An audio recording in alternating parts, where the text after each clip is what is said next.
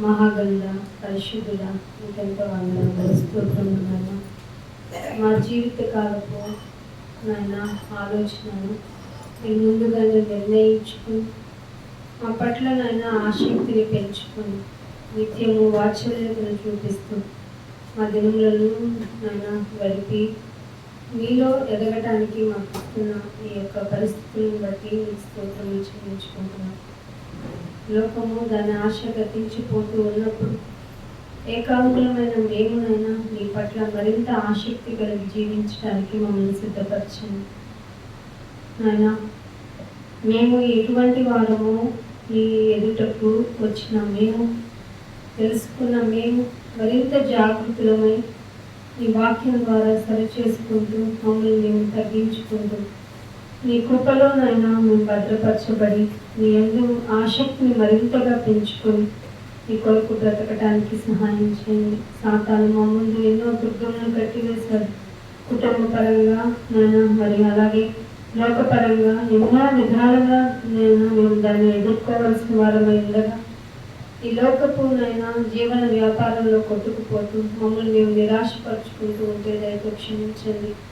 ఈ కొరకు బ్రతకటం నేర్చుకున్న మేము నైనా ఎదలేక నైనా నాగటి మీద చెయ్యి వేసి మేమేమి చేయలేదని నిస్సహాయ స్థితిలోకి వెళ్లకుండా ఈ కొరకు మరింత బలవంతులమైన ముందుకు వెళ్ళటానికి మమ్మల్ని సిద్ధపరచండి.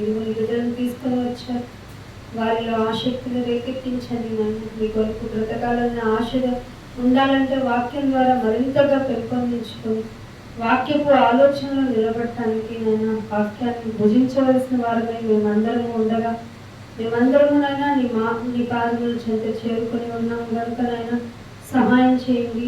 నిలుటకు మాత్రము నన్ను కాకుండా వినా వాక్య ప్రకారం ప్రవర్తించడానికి మమ్మల్ని అందరినీ సిద్ధపరచండి. ఇవనైనా నీ మాటలు నాయన నీ బిడ్డలకు తెలియచేయడానికి నేను నీ ముందుకు నిలబడి ఉండగా పరిశుద్ధాత్మ దేవ మీ సహాయం కూడా నాకు అనుగ్రహించండి. నీ బిడ్డలు వింటున్నారు, వారి యొక్క ఆత్మలో నైనా వారికి వివేకం దయచేయమని యేసుక్రీస్తు వారి అతి పరిశుద్ధమైన నామముని ప్రార్థన అడిగి వేడుకుంటున్నాం తండ్రి, ఆమేన్. దేవుని నామమున మీ అందరికీ వందనములండి. దేవుడు మిమ్మల్ని అందరినీ దీవించుగాక. మరి ఒకసారి మీ మధ్యకు రావడానికి దేవుడు అనుకూలపరిచిన విధానాన్ని బట్టి దేవునికి కృతజ్ఞతాస్తుతులు చెల్లిస్తూ ఉన్నాను. దేవుని యొక్క ఆలోచన మనం ఎరగకపోతే, దేవుని యొక్క విధానం ఏమిటో తెలియకపోతే రోజు రోజుకి మనలో నిరాశ పెరుగుతుంది. వయసు పెరిగే కొద్దికి శరీరపరమైన భారము మన మీద ఎలాగా మనకు తెలుస్తుందో, ఫర్ ఎగ్జాంపుల్ బాగా ఎంగేజ్లో ఉన్నప్పుడు ఎలా ఉంటుంది మన పరిస్థితులు, కొంచెం ఎంగేజ్ దాటి మిడిల్ ఏజ్కి వస్తున్నాము అన్నప్పుడు పరిస్థితులు ఎలా ఉంటాయి. అప్పుడు నేను భలే తినేవాడిని ఫుడ్, అప్పుడు భలే చేసేవాడిని పని అని చెప్పుకుంటున్న రోజుల నుంచి నేను చేయలేకపోతున్నాను, నేను ఇంతవరకులా చేయలేకపోతున్నాను అంటే ఏదో శరీర బలహీనత అంటున్నాం కానీ కానే కాదు, అది వయసుకి వచ్చిన డిఫీట్. అర్థమవుతుందా? అంటే మనం పోతున్నాం అన్నదానికి రికగ్నైజ్. మన చేతికి పని వచ్చేసి స్లో అవుతుంది అనుకో, నువ్వు పోతున్నావు, నీ పని తగ్గింది చూసావా అని అంటుంది. ఆ కళ్ళు కొంచెం సరిగ్గా కనపడలేదంటే లైట్ డల్గా ఉంటుందంట. కాదు కాదు, మన కళ్ళు డల్ అయినాయి అంటే ఇంటికి ఏదైనా వస్తువు తెచ్చినప్పుడు, ఫర్ ఎగ్జాంపుల్ మన ఇంటికి కలర్ వేస్తాం అనుకోండి, కొన్ని సంవత్సరాల తర్వాత మళ్ళీ వేస్తాం, ఎందుకని కలర్ డల్ అయిపోతుంది కాబట్టి. అంటే ఆ కలర్ యొక్క లైఫ్ పీరియడ్ ఇన్ని ఇయర్స్ అనే ఉంటుంది. అట్లాగే మన జీవితం కూడా కొన్ని ఇయర్స్ వరకే. అది అప్రాక్సిమేట్ గా చెప్పబడిన మాట ఏంటంటే 60-70. అది ఎప్పుడో కొట్టేసింది డబ్ల్యూహెచ్ఓ. కుక్కను పోతావని చెప్తాను, అవునా కదా? ఎలాగంటే ఎప్పుడు పోతావంటే, మొన్న ఒక వీడియో బాగా హల్చల్ లేదు, మీరందరూ సోషల్ యాప్స్ కి దగ్గరగా ఉంటారు కదా. ఒక అమ్మాయి ఒక భారత్ లో మంచి డాన్స్ వేస్తుంది, పైగా ఆ డాన్స్ వేస్తున్న ఆవిడ ఫిట్నెస్ లేని ఆవిడ కాదట, మంచి ఫిట్నెస్ గా రోజు జిమ్ కూడా వెళ్తుందంట. వచ్చి చక్కగా డాన్స్ వేస్తూనే పడిపోయింది అనుకున్నారు కాదు, చనిపోయిందంట. అంటే ఏ రోజు ఎలా ఉంటుందో చెప్పలేము. హెల్తీగా ఉండాలి కూడా, గుర్తుపెట్టుకోండి. అమ్మ హెల్తీగా ఉండడం బ్లెస్సింగ్ అనుకొని మాకు తొందరగా స్వస్థత ఇవ్వండి అనుకుంటున్న మన నిజంగా గొర్రెలైనటువంటి మన అన్నదమ్ములకి అక్కచెల్లెళ్ళకి బంధుమిత్రులందరికీ తెలియజేయడం ఏమిటంటే, మనం ఆరోగ్యంగా ఉన్నంత మాత్రాన మనకి లైఫ్ అనేది హ్యాపీగా ఉండదు. దేవుడు తీసుకువెళ్ళాలి, నేను ఈ డేని ఈ బిడ్డని నేను తీసుకొని వెళ్ళిపోతాను అని ఫిక్స్ అయిపోతే ఎవరు ఆపినా ఎంత చెప్పినా ఎవరి దగ్గరికి వెళ్ళి నేను యుద్ధం ఆడతానని ఆ భార్య అన్నా అసలు కుదరదు. సో మనం గుర్తుపెట్టుకోవాల్సింది ఏంటంటే ఆలోచన విధానం మారాలి. మనం దేవుని యొక్క విధానంలోకి వచ్చాము అంటే ఆషామాషిగా కాదు, బయట వ్యక్తులు సొంతంగా భక్తి చేసుకునేటప్పుడు అంటే వాళ్ళకి ఇష్టమైనట్టుగా భక్తి చేసుకునే వాళ్ళ యొక్క విధానం ఏముంటుందంటే, నేను గుడికి వచ్చాను కాబట్టి దేవుడు నాకు మేలు చేసేస్తాడు. అంటే ఆయన సన్నిధికి రావడం నాకు గ్రేట్ థింగ్ తెలుసా. నేను రోజు వచ్చాను కాబట్టి నేను వీక్లీ వన్స్ రావడం అంటే దేవుని దృష్టిలో గొప్ప. నేను రాకపోతే ఎవరొస్తారయ్యా నీకు చెప్పు నేనే అనే భావన మనలో క్రైస్తవ సమాజంలో రోజు రోజుకి పెరిగిపోతుంది. నువ్వు లేకపోతే బయలుకు మొక్కని అనేక మందిని ఆయన ముందే ఉంచుకుంటాడు. అసలు మనం ఇక్కడ చేయవలసింది ఏంటంటే, ఆయన సన్నిధికి వచ్చిన తర్వాత నేను ఇక్కడ ఉంచావు, అసలు నన్ను జ్ఞాపకం చేసుకున్నావు. 800 కోట్ల ప్రజానీకం, అందులో రిచ్ పర్సన్స్ ఎంతమంది, హ్యాపీగా జీవితాన్ని గడుపుతున్నది ఎంతమంది, కనీసం మాకు ఒక ఐడెంటిటీ లేదు కదా. ఒక్కొక్కసారి మన ఆధార్ కార్డులు అవి తీసుకొని వెళ్తే మన ఆధార్ కార్డు మనల్నే గుర్తించదు. మన సైట్లు అలా ఉంటాయి, మన ఫోటోలు అలా ఉంటాయి. కానీ దేవుని దృష్టిలో ఇది చూడండి ఎంత హైట్గా ఉంటుందో మీ మైండ్లో. దేవుని దృష్టిలో మనం గొప్ప, అందుకే ఇక్కడ ఉన్నాం. అర్థమవుతుందా మీకు?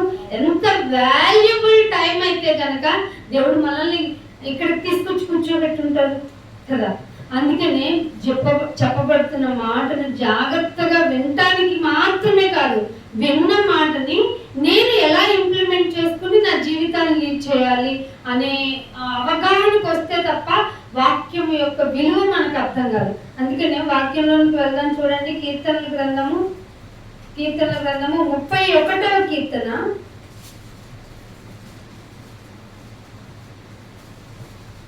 కీర్తన 31. అందరూ బైబిల్ తీయండి, సాధ్యమైతే రాసుకోవడానికి చూడండి. 31వ కీర్తన 24వ వచనం. ఎవరి గురించి మాట్లాడుతున్నాడు దేవుడు? యెహోవా కొరకు కనిపెట్టుకొనువారులారా అంటున్నాడు. ఎవరు వీళ్ళు? కనిపెట్టుకునేది ఎవరు? విశ్వాసులే కదా. సో ఈ విశ్వాసులకి దేవుడు ఇస్తున్న డిక్లరేషన్ ఏంటంటే, యెహోవా కొరకు కనిపెట్టువారులారా మీరందరూ చేయవలసింది ఏంటంటే, ముందు మనస్సులో ధైర్యంగా ఉండాలి. మనస్సులో ధైర్యం వహించి నిర్భరంగా ఉండాలి. ఎందుకునైనా నిర్భరము? సార్ చెప్తారు కనెక్టివిటీగా. మీరు వెళ్ళే కొంది ఏకాంగులు అవుతారు. ఎవరు వచ్చారంట? తల్లి సిలువ దగ్గరికి ఎవరు వచ్చిందంట? ఓకే, అది తల్లి కాబట్టి వచ్చింది. మనకి తల్లిదండ్రులు కూడా రాడు, ఒంటరిగా. కానీ దేవుడు చిన్న చిన్న క్లూ గుర్తున్న మీలో ఒంటరి వాడు. సో మీరు ఒక్కడిగా ఉన్నారంటే దేవుడి దృష్టిలో అంత స్ట్రెంత్ గా ఉన్నట్టు. ఎందుకు నిబ్బరంగా ఉండమంటున్నారు? మీరు కనిపెట్టుకుంటున్నారు కాబట్టి. కనిపెట్టుకుంటుంటే మీలో గజిబిజి గందరగోళం మొదలవుతాయి. ఏమన్నా నేను కనిపెట్టుకొని ఉంటున్నానంటే నాకు నెమ్మదిస్తావు అనుకున్నాను, చూస్తే పరిస్థితులు ఏంటి గందరగోళంగా తయారైపోతున్నాయి. నేనేంటో ఒక్కడిని అయిపోతానా? నాకు అన్ని పరిస్థితులు వ్యతిరేకం అయిపోతాయా? నేను ఎటు వెళ్ళినా కలిసి రాదా? నన్ను ఎవరు పట్టించుకోరా? ఏమిటి నా పరిస్థితి అంటే, డోంట్ వరీ, నిర్భరంగా ఉండు, ధైర్యంగా ఉండు. కనిపెట్టుకునే వారికి దేవుడు ఇచ్చిన హింట్ అండి. బైబిల్లో అన్ని రాయబడ్డాయి, అందుకే బైబిల్ చదువుకోవాలి. ఇంకో మాట చూపిస్తాను చూడండి, అదే కీర్తన 119వ కీర్తన. 119వ కీర్తనకి రండి. 119వ కీర్తన 34వ వచనం చూడండి. నీ ధర్మశాస్త్రము అనుసరించుటకు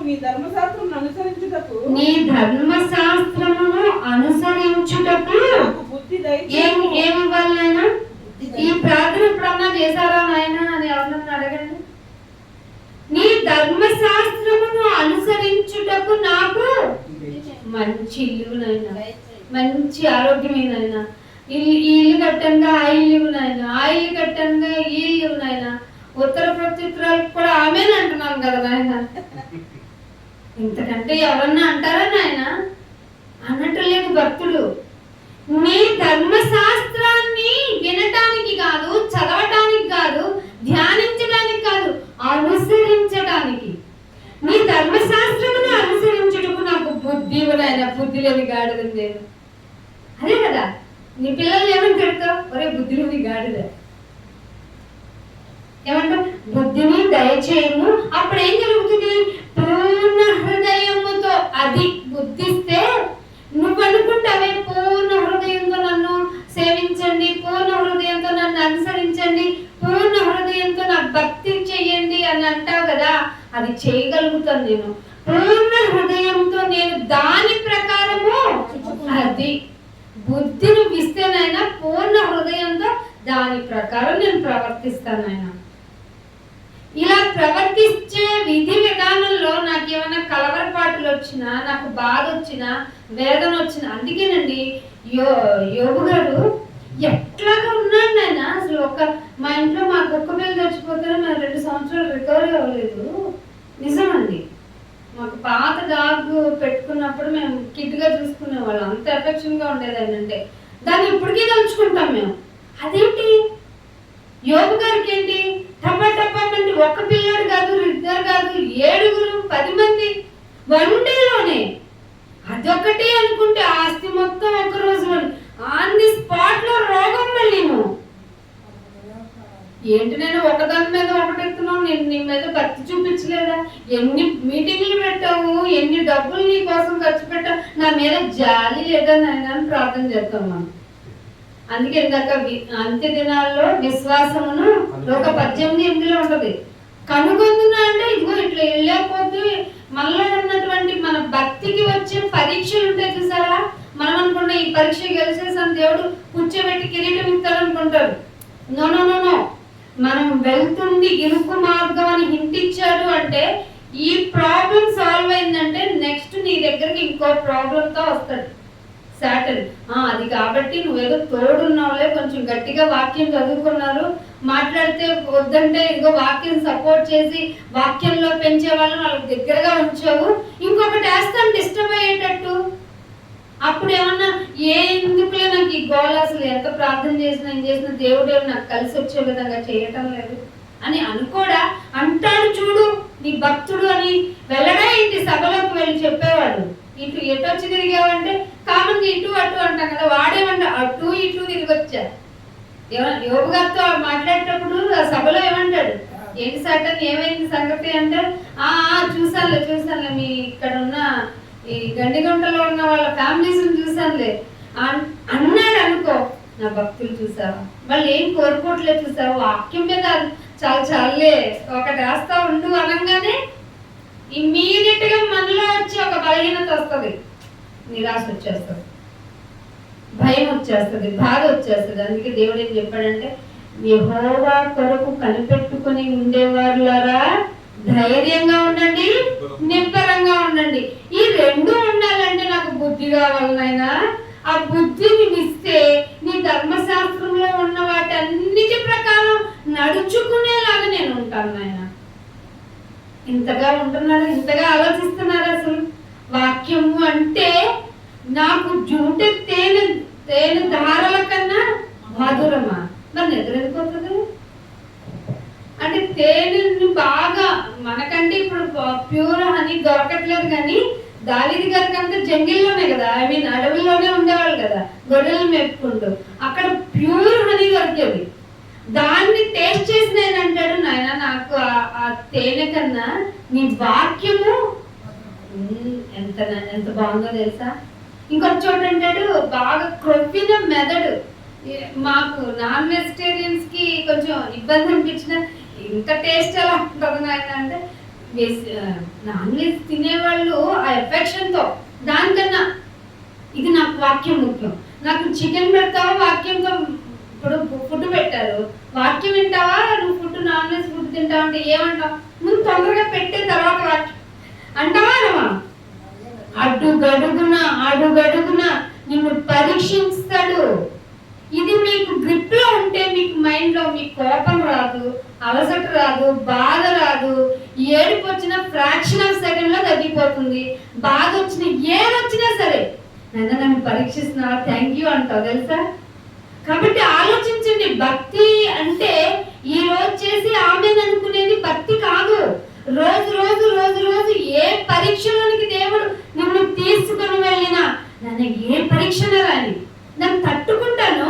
కానీ ఆ బాధలో, ఆ వేదనలో, ఆ ఇరుకులో, ఆ ఇబ్బందిలో నీ మీద నసగటం, సనగటం, నిన్ను తిట్టుకునే విధంగా నా నోరు ఉండకూడదు. నేను అంతకన్నా అన్కంట్రోల్ అవ్వకూడదు. అది వ్రతం చేయడం అంటే. ఈ వ్రతాన్ని నాకు ఇవ్వు. ఈలోపు శరీరం నువ్వు లేవలేవు, నీకు భయంకరమా పడు, శరీరమా బాధపడు, అరిగిపో. అసలు నేను ఈ బాధతోనే చచ్చిపోయినా పర్లా, కానీ నా నోటి నుండి దేవుణ్ణి దూషించే విధంగా, ఇబ్బంది పెట్టే విధంగా సణుగుకోను, గొణుగుకోను, అసలు ఏమి చేయను నా అని అనుకుని, దేవా ఏ బాధైనా భరించే ఓపిక ఇవ్వు, కానీ ఆ బాధలో నేను కంట్రోల్ తప్పి నిన్ను మాత్రం ఏమనకూడదు నాయన. అటువంటి భక్తులు నన్ను నడిపించు. అది ప్రార్థన. చేస్తున్నాం అలాగా. ఇది ఇచ్చేనైనా, అది ఇచ్చేనైనా, నాకు నా పిల్లలకి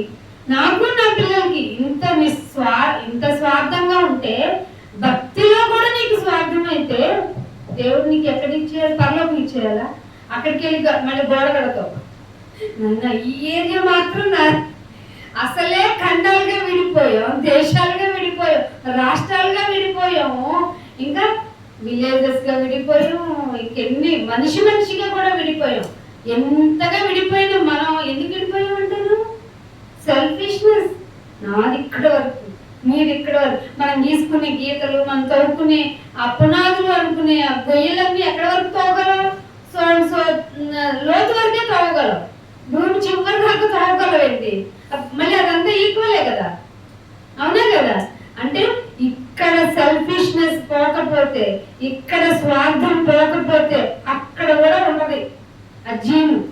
అప్పుడేమంటావు? పరలోకంలో కూడా ఒక రాజ్యం స్థాపిస్తానంటావు. అది ఎవరి మనసు? గుర్తుపెట్టుకోండి, ఎవరి మనసు అది? సాటన్ మనసు. సాటన్ ఏమనుకున్నాడు? దేవుడు అన్ని మేనేజ్ చేస్తున్నాడు, దేవుడి కంటే కొంచెం తక్కువే కదా, నేను మేనేజ్ చేయలేదా ఏంటి అని మనసులోనే అనుకుంది. అందుకే తీసుకొచ్చి తోసిపడేసాడు భూమి మీదకి. అంతే. నువ్వు చాలా పెద్ద వైరస్ నువ్వు అంటే అప్పుడు ఎదురు తిరిగి ఏమనిందట? నువ్వు చెప్పొచ్చావు, ఇంత కష్టం, నాకంటే స్ట్రెంత్ గా ఎవరున్నారు నీకంటే అని చెప్పాడు. నా బిడ్డలు ఉన్నారు, నీ బిడ్డలకి నువ్వు ఉన్నావు కాబట్టి వాళ్ళు బలవంతులు. ఒక్కసారి వాళ్ళు వచ్చిపెట్టంటే వచ్చి పడిన వాళ్ళమే మనమంతా. అర్థమవుతుందా? అమ్మ నాన్న కోసమో, అత్తమ్మ కోసమో, ఎవరి కోసమో కాదు. దేవుడు నిన్ను భూమి మీదకి సోన్సోగా రావాలి. అసలు గర్భంలో నుంచి పుట్టిన బిడ్డల్నే మనం బ్రతకనివ్వటలా. మీరు చూసారా చిన్న పిల్లల్ని ఒక తండ్రి ఎలా కొట్టాడో చూసారా? యూట్యూబ్ లో ఘోరంగా కొట్టేశాడు. కొట్టడం కాకుండా కొట్టిన ఆ దెబ్బల మీద కారం పోస్తున్నాడట, నోట్లో గుడ్డలు కుక్కేసి అరవకుండా చేస్తున్నాడట. అంత పైచాచికత్వం ఎందుకు వచ్చిందంటే మీరు నా బిడ్డ కాదు కాబట్టి. చిన్న పిల్లవాడని ఏం లేదా మనసు లేదు. ఈ రోజు మీరు గమనించండి, ప్రతి ఒక్కరి మనసు. అసలు చిన్నప్పుడు ఒక కుక్కకో ఒక జంతువుకో ఇబ్బంది పడితే చాలా ఫీల్ అయిపోయేవాళ్ళు. ఇప్పుడు పక్కనున్న మనిషి ఎంత తీవ్రమైన బాధపడుతున్నా ఎదుట వ్యక్తి అలా చూసి కూడా వెళ్ళిపోతున్నాడంటే ఎంత కఠినాత్మలు అయిపోయారు చూసారా మనుషులు. నీలో ఆ స్వార్థం ఉంటే, నీలో ఏమంటారు కఠినత్వం ఉంటే పరలోకం ఎలా వచ్చింది మీకు? నీలో అన్ని గుణాలు సప్రెస్ అయిపోవాలి, నీలో అన్ని పోవాలి. పోతేనే దేవుని దగ్గరికి వెళ్ళగలవు. నేను 4 మీటింగ్లు పెట్టాను, 6 మాటలు విన్నాను, 10 వచనాలు చదివాను అంటే దేవుని దగ్గరికి వెళ్ళవు. వింటున్న నీవు ఏం చేయాలి? అనుసరించి నడుచుకునే విధంగా ప్రవర్తన రోజు రోజుకి మారాలి. అర్థమవుతున్న ప్రవర్తన మారందే ఎప్పుడో ఒకప్పుడు. ఈ ప్రవర్తన ఎప్పుడు మారాలంటే సిలువ కేసు కొట్టినా కూడా తండ్రి వీరేమి చేయించున్నారు, వీరు ఎరగరు అనే చెప్పారే యేసు ప్రభు వారి యొక్క పోలికలోనికి వెళ్ళాలి. అంతెందుకు కాందానికి అయిందానికి ఎవరన్నా ఒక మాట అన్నింది మనలో వచ్చేస్తాడు, నన్నే అంటావా, అరే బాబు నిన్నే అంటారు, నిన్నే అనాలి. ఆ మాటల్లోనికే వెళ్తున్నాను, పాటల్లోనికే. మార్కు సువార్త 9వ అధ్యాయం కూడా చూడండి. మార్కు సువార్త 9వ అధ్యాయము 50వ వచనం చూడండి. 9వ అధ్యాయము 50వ వచనం. ఉప్పు మంచిదే, కానీ అది నిస్సారమైతే దానికి ఏంటి ప్రయోజనం మీకు తెలుసు కదా. మీకు తెలుసు ఎంత ఉప్పు వేసినా ఏంటి ఈ ఉప్పులో కూరకి సరిపోవటం లేదు అనుకుని ఉప్పుని తిట్టుకుంటున్నాం. మనకి ఆ ఉప్పునే చూపించి దేవుడు చెప్తున్న పాఠం ఏంటో చూడండి. ఉప్పు మంచిదే, ఉప్పు నిస్సారమైతే ప్రయోజనం లేదని నీకు తెలుసు కదా. అయితే నేను మీకు ఒక హింట్ ఇస్తున్నా, ఏమిటంటే మీరు అంటే మీలో మీరు అంటే కనిపెట్టుకుని ఉంటున్న మీరు విశ్వాసం కదా. మీలో మీరు ఏమై ఉండాలి? ఉప్పు సారము. మీ మాట ఉప్పు వేసినట్లు రుచిగా లేకపోతే అది నిస్సారము.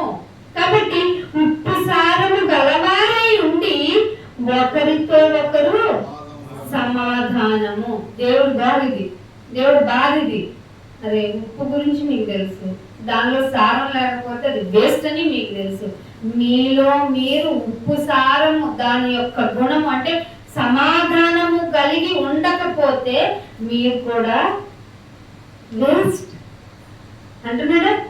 దేవుడు వేస్ట్ అంటున్నాడు. అందుకే మీరు ఒకరితో ఒకడు సమాధానంగా ఉండండి. ఒకరితో ఒకరు సమాధానంగా ఎలా అంటే సమాధానంగా ఉండలేమని ఆయన ఉండనివని వాడు అక్కడ ఉంటాడు మీ మధ్య. వాడు ఎలా పడ్డాడంట? చీకట్లో రాడు, వెలుగు దూతగా వచ్చాడు. వాడు ఎలా వచ్చాడు? మీరు చీకట్లో చెప్పేదంతా సాతాను చెప్పుద్ది, వెలుగులో చెప్పేదంతా దేవుడు చెప్తాడని భ్రమలో అనుకోండి. వాడు తప్పక్కున వెలుగుదూత వల్లే పడ్డాడట.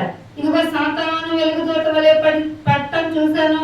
వాడు మిమ్మల్ని పరీక్షించడానికి కోరుకున్నాడు. ఎలా అంటే గోధుమలను జల్లించినట్లుగా జల్లిస్తే గింజకి ఏమవుతుంది? మూమెంట్ జరిగితే ఆ గింజమే నువ్వు అనుకో, ఇటు ఒకవైపు వెళ్తావు, అటు ఒకవైపు వెళ్తావు. ఏమిటైనా నాకని బాధపడతావు, వేదన నొందుతావు, విరక్తి చెందుతావు, సొనుక్కుంటావు, గొనుక్కుంటావు.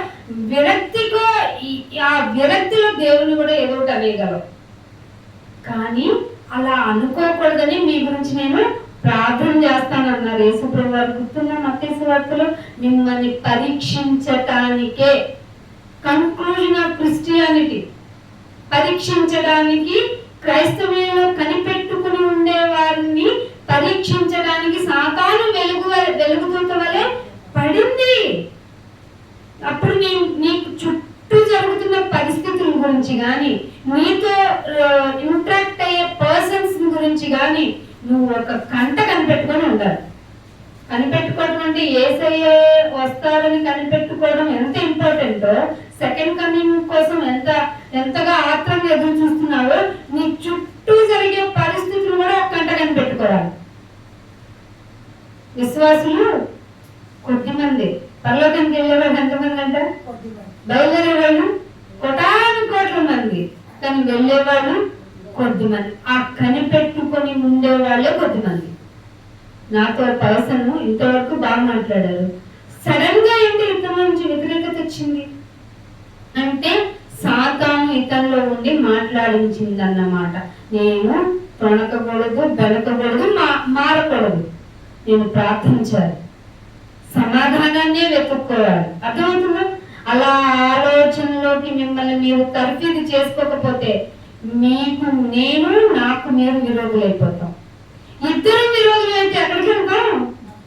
నువ్వు కూడా వచ్చేసావు, నేను కూడా వచ్చాను అని ఏడ్చుకోవటమే, పండ్లు కలుపుకోవటం, నీవును నా ఓటోడు అయ్యావా అనుకోవటమే. ఇక్కడ హ్యాపీగా జోయల్గా ఉంటుంది. కానీ ఒకసారి ఏదైనా చేతికి కాలుతుంది అనుకోండి, అప్పుడు సడన్ గా వచ్చి ఏంటి కాలిందని ఎవరైనా నవ్వారు అనుకోండి, మీ ఫీలింగ్ ఏం చెప్పండి? మామూలుగా రాదు. ఎక్స్ప్రెషన్ బాగుంది. మామూలుగా కోపం రాదు. అదే ఒళ్ళంతా కాదు కదా, అక్కడ వేదన రోగంతో ఉంటాం. అప్పుడు వచ్చి ఒకడు పక్కనోడు నీవు నా రోటి వాడు వెయ్యావా అంటే అప్పుడు ఎంత బాగుంటుంది చూడండి. అది వర్ణనాతీతం. అర్థమవుతుందా? కాబట్టి ఇక్కడే సమాధానంగా ఉండిపోదాం. ఒకరినొకడు భరించుకుందాం. ఎవరు తప్పడం ఏంటి? దేవుడు కనుక మనకి పరిశుద్ధ రక్తం ఇవ్వకపోతే అందరూ అంతటా పాపాత్ములమే కదా. ఆయన అనుగ్రహించి మహిమను పొందలేని వారమే కదా. ఆయన ఎదుట మన యొక్క క్రియలన్నీ మురికి గుడ్డలే కదా. ఏదో ఆయన గొప్పగా మనల్ని బ్లెస్ చేసి నీకు నేను నీ పాపములన్నిటికీ జ్ఞాపకం చేసుకొని అన్నందుకు ఇగో ఈ మై కట్టుకుని నేను ఇదిగో మీరు అని ముందు మీరు కూర్చుని నాయన థ్యాంక్ యూ నాయన అనుకుంటున్నాం. లేకపోతే ఎవరి హిస్టరీ ఎవరి డిగ్రీ వాళ్ళకు ఉంటుంది. అవునా కదా? ఎంత మంచోడండి దేవుడు, నేను జ్ఞాపకం చేసుకుంటురా అంటున్నాడు. కానీ మీ ఫ్యామిలీలో ఒకళ్ళని అడగండి, సో అండ్ సో ఇయర్ లో సో అండ్ సో డేట్ లో నువ్వు అది అన్నావా లేదా, నువ్వు అది చేసావా లేదా అంటామా? మానవ మాత్రం అండి, మనకు రాదు దైవత్వం. కానీ ఎప్పుడైతే దేవుని యొక్క మాటలు నేర్చుకుంటూ బుద్ధి కలిగించినాయన అని అనుకుంటామో అప్పుడే వస్తుంది, ప్రవర్తించటం వస్తుంది. అర్థమవుతుందా?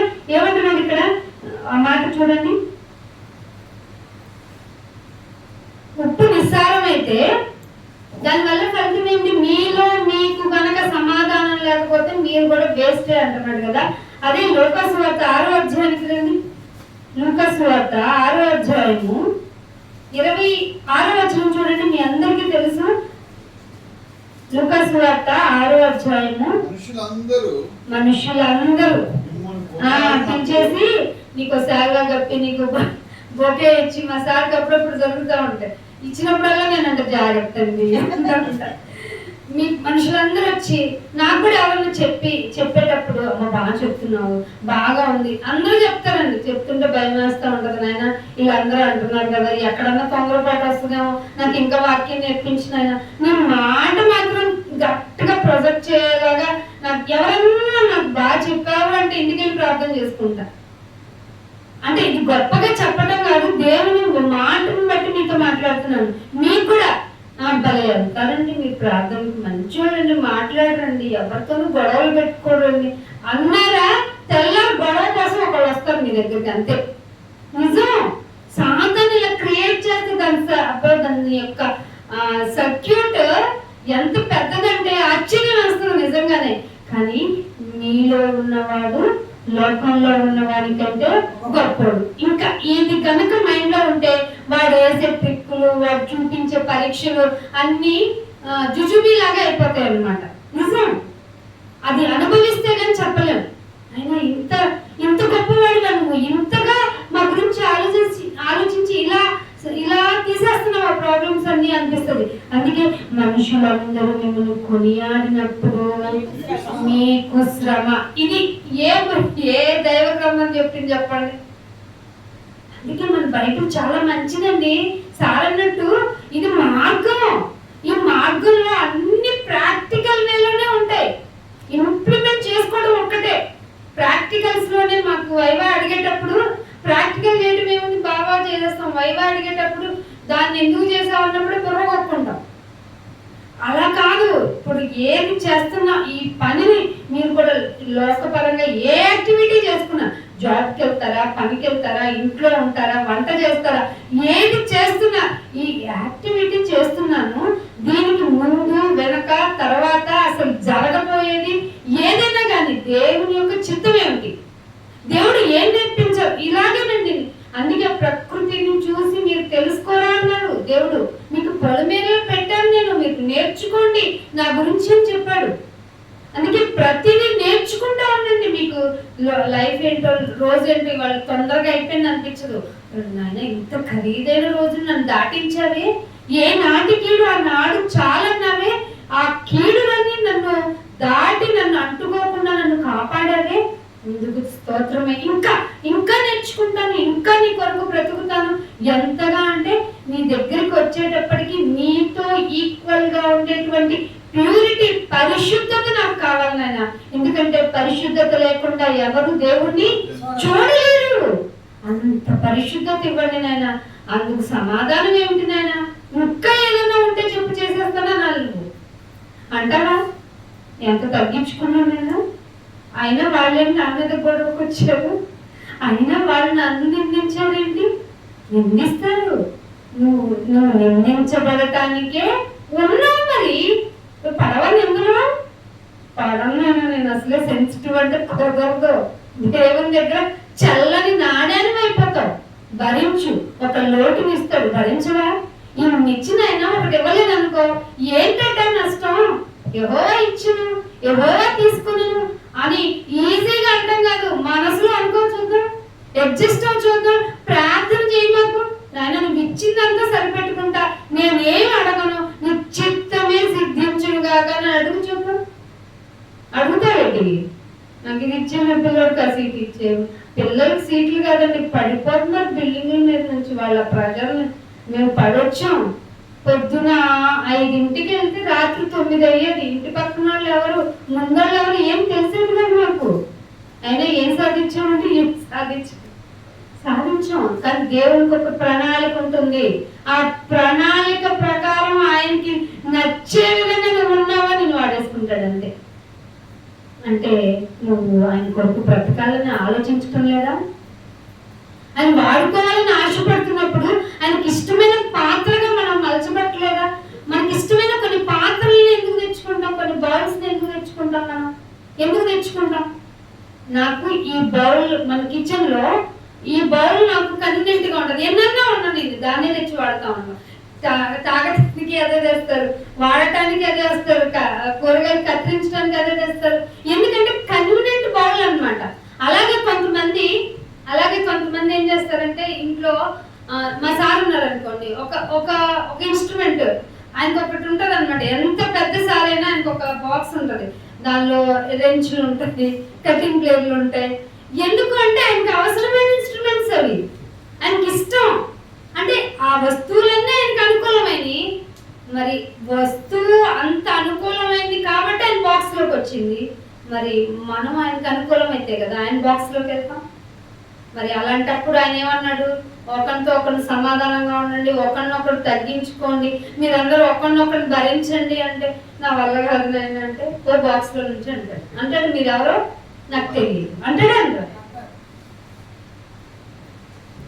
అందుకని ఇంకో మాట చూపిస్తాను చూడండి. కీర్తన 62వ కీర్తన చూడండి.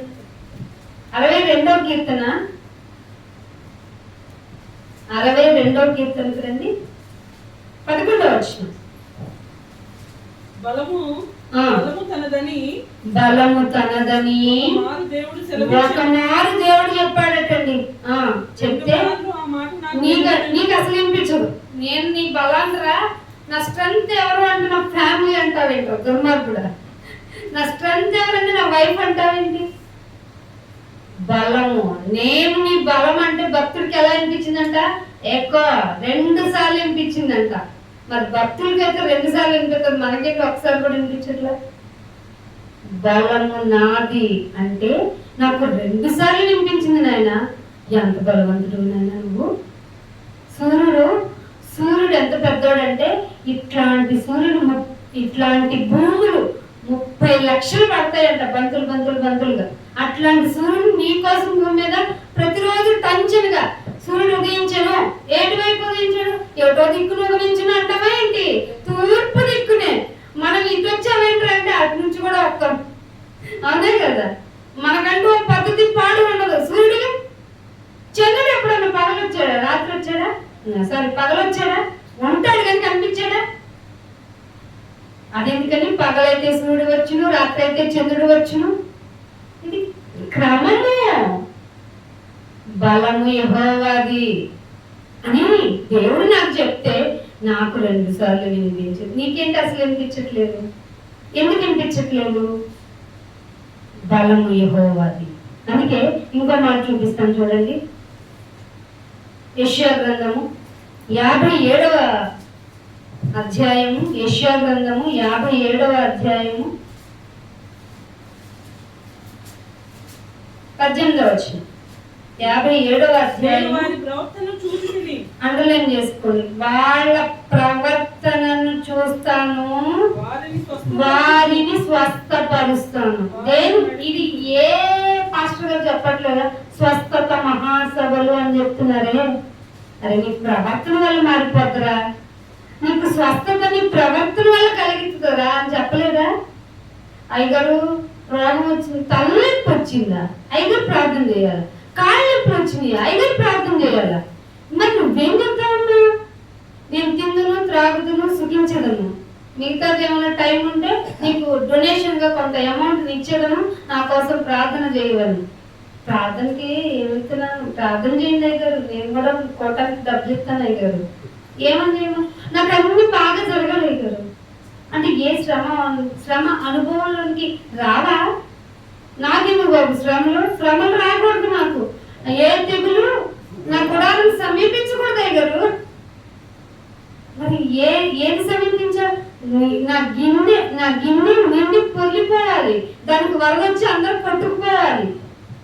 ఏంటి ఏం నేర్పిస్తున్నారు అంటే అది మీకు సంబంధం లేదు. ఏమంటున్నాడు ఇక్కడ?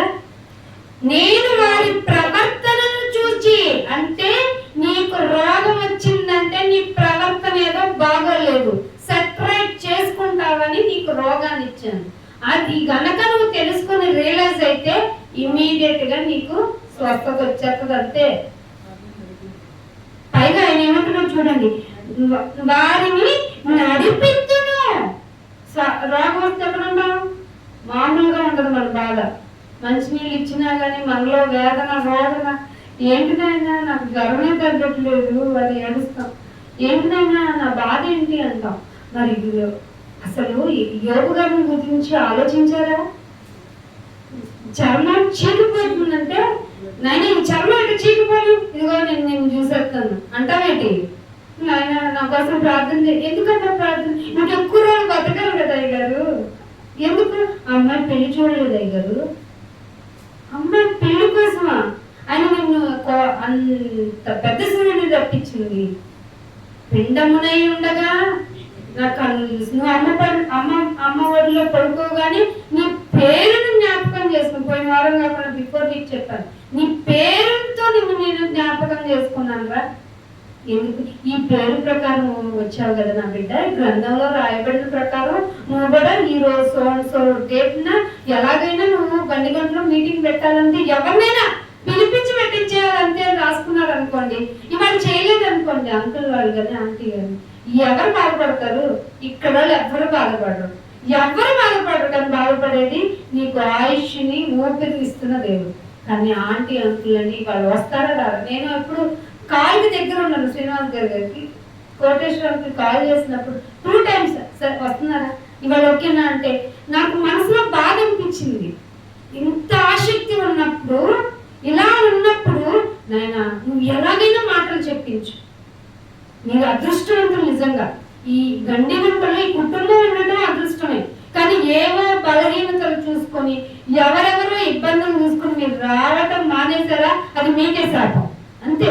ఎందుకంటే దేవుడు వాక్యంతో మిమ్మల్ని పోషించాలి అనుకుని మీకు ప్రేరణ కలిగించి ఒక కుటుంబాన్ని ఇక్కడ నిలబెట్టాడంటే దేవుడు ఎంతగా ఆలోచిస్తున్నట్టు మన గురించి, అవునా కదా? ఎంతగా ఆలోచిస్తే ఆయన నిన్ను ఇక్కడ కూర్చోబెట్టాడు. ఎందుకు వాళ్ళకి అంత ప్రేరణ ఇవ్వాలి? వాళ్ళకి ఏం అవసరం? బాధ ఎంతో బాధ ఉంది, ఇబ్బంది ఉంది, కుటుంబంలో ఎన్నో ఇబ్బందులు ఉన్నాయి. అన్నిటినీ పక్కన పెట్టిన దేవుని మాట వినిపించాలని ఆసక్తి రేకెత్తించటం ఎంత అదృష్టం. ఇక్కడ సమయాన్ని సద్వినియోగం చేసుకోకపోతే ఒకనొక సమయంలో మనం బాధపడాలి. అందుకే చెప్తున్నా, ఇవ్వబడుతున్న సమయాన్ని మీరు సద్వినియోగం చేసుకోవడానికి చూడండి. అందుకే ఏమంటున్నాడు ఇక్కడ, నీ ప్రవర్తనని మారుస్తాను, పైగా నడిపిస్తాను. ఇంకేమంటున్నాడు చూడండి, నాయన నాకు రోగం ఎందుకు వచ్చిందో అని బాధపడితే దుఃఖించేవారిని ఏం చేస్తాను నేను. కాబట్టి ఇవన్నీ జరగాలంటే ఏది మారాలి? ప్రవర్తన. అంటే మనం అందరం ఆయన దృష్టికి ప్రవర్తన విషయంలో ఎలా ఉన్నాం? చాలా ఘోరమైన వాళ్ళం, ఎదురు తిరిగే వాళ్ళు. ఎవరు దేవుడు? ఎందుకు దేవుడు? ఏంటి దేవుడు అంటే ఏంటి? అదే ఒక మాట చూపిస్తాను చూడండి. లేవిక రాజుల గ్రంథము కదండి, ఒక్క నిమిషం నాకు టైం ఇవ్వండి. యెహెజ్కేలు గ్రంథము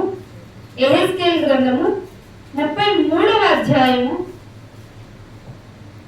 యెహెజ్కేలు గ్రంథము 33వ అధ్యాయము 17వ వచనం చూడండి. యెహెజ్కేలు గ్రంథము 33:17. అయినను ఈ జనులు యెహోవా మార్గము న్యాయము కాదని అనుకుంటున్నారు కదరా మీరు. అయితే ఏంటో విషయం చెప్పనా? అయితే వారి ప్రవర్తనయే కదా అన్యాయమైంది.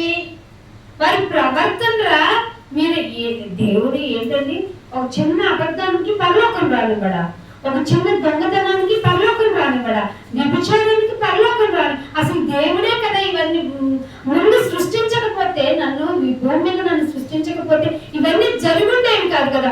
సృష్టించడం ఆయనదే తప్పు. అసలు ముందు ఆయన కదా అన్యాయస్తులు అనుకుంటారా మీరు? కాకపోతే నేను మీకు తెలియజేస్తుంది ఏంటంటే, మీ ప్రవర్తన అన్యాయమై నన్ను అన్యాయస్తుడు అంటారేంటో మీరు అనడం లేదా? దేవుడు ఎంత బాగా చెప్పాడండి. ఇంకేమంటున్నాడు చూడండి 18వ వచనంలో, నీతిమంతుడు తన నీతిని విడిచి పాపము చేసిన ఎడలా ఆ పాపాన్ని బట్టి, అంటే ఆ బిఫోర్ నీతిని అతను బ్రతికించదా? గుర్తుపెట్టుకోవాలి, కనిపెట్టుకుని ఉండే వారిలో ఉండవలసింది. నేను చాలా రోజుల నుంచి భక్తిగా ఉన్నాను కదా, చాలా రోజుల నుంచి ఎంతో దేవుని సేవ చేశాను కదా, ఒక్కసారి ఒక చిన్న బలహీనత అయితే దేవుడు ఒప్పుకోడంటే ఒప్పుకోడు. అదే చెప్తున్నాడు. ఒక నీతిమంతుడు తన నీతిని విడిచి పాపము చేసిన ఎడలా అతని పాపమును బట్టే ఏమైపోతాడు? చచ్చిపోతాడు. పాపాన్ని బట్టి, ఒక్క పాపాన్ని బట్టి చచ్చిపోతాడా? చచ్చిపోతాడు. కింద ఇంకో 19 వచ్చింది. మరియు దుర్మార్గుడు, అంటే ఎప్పటి నుంచో దుర్మార్గతను పాటిస్తున్న ఆ దుర్మార్గతను విడిచి నీతి న్యాయములను అనుసరించిన ఎడలా వాడిని బ్రతికించేస్తారు. ఇప్పుడు అన్యాయస్తుడా చెప్పండి దేవుడు? డిఫరెన్స్ ఏంటో, నువ్వు ఎంత నీతిగాని బట్టు, నువ్వు బ్రతికిన కాలంలో ఎంత నీతిగాని బ్రతికి ఒక్క పాపం కనుక ఆయనకి ఇష్టం లేని చేస్తే తెలిసి చేశావు కాబట్టి నువ్వు మరణానికి వెళ్ళిపోతావు. ఒక దుర్మార్గుడు, నాయన ఇన్నాళ్ళు నేను పాపం చేశాను, సారీ నన్ను క్షమించని నీతి న్యాయం బట్టి నడుచుకుంటే నేను మిమ్మల్ని ఎక్స్క్యూజ్ చేస్తాను, నేను అన్యాయస్తున్నా అంటున్నాడు దేవుడు. మా మాటలు యెహెజ్కేలు గ్రంథంతో మాట్లాడు. అందుకని నిర్గమాకాండానికి రండి, లూకాసు వార్త 6వ అధ్యాయం 38వ వచనానికి రండి. లూకాసు వార్త 6వ అధ్యాయము 38వ వచనం.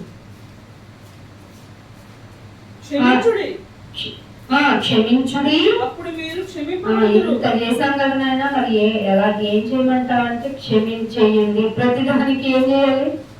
నాకెంత అన్యాయం చేశాడో తెలుసా అన్నా అనొద్దు, క్షమించండి. ఎంత నమ్మక ద్రోహం చేశాడో తెలుసా అనకండి, క్షమించేయండి. అవుతుందా మన వల్ల? అస్సలు అవ్వదు. మరి సంపూర్ణ ఎలాగో నువ్వు క్షమించుడి, అప్పుడే మీరు క్షమించబడుదురు. నేను జన్మలో క్షమించలేనన్నా అనుకో, ఇక నీ పని అయిపోయినట్టే, నీకు నీవే తీర్పు తెచ్చుకున్నట్టు. క్షమించుడి, అప్పుడు మీరు క్షమింపబడుదురు. ఇవ్వండి, అప్పుడు మీకు ఇవ్వబడుతుంది. కానీ మీకేమవుతుందంటే మిమ్మల్ని అణిచేస్తారు, మిమ్మల్ని కుదిలించేస్తారు, మీరు దిగజారునట్టు నిండు కొలతలు మీ ఒడిలోనే జరుగుతాయి. మీకు అర్థమైంది మాట? అసలు మమ్మల్ని ఏం చేయమంటారు? క్షమించేయండి. మీరు ఏం చేయమంటారు? మీరు ఇస్తూనే ఉండండి. అయినా మీకేం జరుగుతుంది అంటే మీరు అణిచివేయబడతారు. ఇది అన్యాయం కదా నాయన. నో పరీక్ష. ఇది ఏమంటున్నారు? మీరు అణిచివేయబడతారు, కదిలించేవేయబడతారు, దిగజారిపోయేటట్లుగా చేసి నిండు కొలతలు మనుషులే మీ ఒడిలో అంటే మీ ముందే, మీకే అని, మీ ఒడిలో అంటే మీకే అని మీ ఒడిలో కొలుస్తారు. కానీ మమ్మల్ని అప్పుడు ఏం చేయమంటావు? మేము అట్టి కొలతలతోనే కొలవమంటావా నాయన? నో, మీరు ఏ కొలతలతో అంటే మీరు క్షమించేస్తారనుకో, నాయన నన్ను అణిచేశారు, అయినా క్షమించేశారు. నన్ను కదిలించారు, అయినా క్షమించేశారు. నన్ను అణగదొక్కాలని చూశారు, అయినా ఎక్స్క్యూజ్ చేసేసాను. కాబట్టి అట్టి కొలతతో నువ్వు కొలిచావు కాబట్టి నిన్ను కూడా కొలిచేస్తాను, అంటే నిన్ను కూడా ఫర్గివ్ చేసేస్తాను నేను. ఇది దీని అర్థం. మరి ఇంత బాగా బైబిల్ ఉంటే మనల్ని మనం పరీక్షించుకోవాలి కదా. అయినా పరీక్షలు జరుగుతున్నప్పుడు నాకే ఎందుకు నాయన అంటే పశ్చిమానికే మనుషులు ఇలా చేశారా, ఎండిపోయిన నిన్ను ఎందుకు చేయరా, నా నిమిత్తం మిమ్మల్ని జనులు ఏం చెప్తారు, నిందేస్తారు. ఫస్ట్ నిందించి నిందను భరిస్తూ ఉంటే మళ్ళీ దూషిస్తారు, నిందించి దూషిస్తారు. కాబట్టి మీరు నెమ్మదిగా ఉండండి. ఏమన్నాడు? సంతోషించండి. నా నిమిత్తము మీరు చెడ్డ మాటలు విన్నప్పుడు, నిందను పడినప్పుడు మీరేం అమ్మయ్య మీ వల్ల మనసులో అనుకోండి. బయటకన్నారంటే మిమ్మల్ని పిచ్చోడు అంటారు, అనకండి. అన్నైనా అనకండి, అది పిచ్చితనం. వివేకంగా ఉండాలి. అయినా ఈ విషయంలో నన్ను వీళ్ళు నిందించారు, కానీ నాదేం లేదు, నేను నిష్పక్షపాతిని, నాదేం లేదు, నేను నిందారహితురాలిని, నేను నిందారహితుడిని, కానీ కానీ నువ్వు మాత్రం వాళ్ళని చూసుకోవాలి అని ఒక చిన్న నీతిమంతుని ప్రార్థన ఆయన ఏం చేస్తాడు, త్వరగా ఆలకిస్తారు. బహుబలమైంది కూడా పైగా. ఏమిటండి దేవుడు మనకు రాయించిన మాటలు. అందుకని ఇవన్నీ జరగటానికి ఏమంటే ఇశ్రాయేలుకి ఎన్ని ఇబ్బందులు ఎదురైంది. ఈజీగా తీసుకెళ్ళిపోవచ్చు కదా. బలవంతుడు అని ఒకసారి చెప్తేనే 2 మార్లు వినబడేంత ఈక్వల్ సౌండింగ్ స్ట్రెంత్ కలిగిన దేవుడు ఎన్ని సూచక్రియలు చేయాలా, చెయ్యాలి. అదే రాయించాడు బైబిల్. చూడండి, నిర్గమకాండము 3వ అధ్యాయము, నిర్గమకాండము 3వ అధ్యాయము 19వ వచనం చూడండి. ఐగుప్తు రాజు మహాబలముతో, ఐగుప్తు రాజు అంటే ఫరోనే కదా, మహాబలముతో మీ మీదకి వచ్చి మిమ్మల్ని పోనివ్వడు. ఎందుకునైనా నువ్వు చెప్తే పంపించేయచ్చు కదా. ఎందుకు అంటే దేవుడు కింద ఎక్స్ప్లెనేషన్ ఇస్తున్నాడు చూడండి. నేను నా చేయి చాపి ఐగుప్తు మధ్యమందున, అంటే ఈజిప్ట్ మిడిల్లో నేను చేయదలచిన నా అద్భుతములన్నిటినీ చూపి అప్పుడు పాడు చేస్తా. అందాక నీకు ఓర్పు అవసరమే, అందాక నీకు పరీక్ష అవసరమే. పైగా అటు తరువాతే మిమ్మల్ని వాడు పంపించేస్తాడు. మీకు కూడా ఏదన్నా జరుగుతుంది, ఏదన్నా ఇబ్బంది అవుతుంది, ఎవరి వల్ల పరీక్షలు ఎదుర్కొంటున్నారు, అది ఫ్యామిలీ వల్ల అవ్వండి, ఇంకేదైనా అవ్వనివ్వండి, మన సహోదరుడు అవనివ్వండి, ఏదైనా పరిస్థితులు మీకు ప్రతికూలంగా ఉన్నాయి అంటే దేవుడు మీ మధ్య ఏం చేయాలనుకుంటున్నాడంట, నేను చేయదలచి ఉన్న నా అద్భుతములన్నిటినీ చూపించాలరా, నేను నీ ద్వారా నా అద్భుతములన్నిటినీ చూపించాలి. అందుకే వాళ్ళకి ఫరోని నేను రిస్ట్రిక్ట్ చేసేలాగా పెంచుతాను, ఉంచుతాను, అటు తర్వాత నేను పంపిస్తాడు అని ఎక్స్ప్లెనేషన్. ఎంత బాగా చెప్పాడు.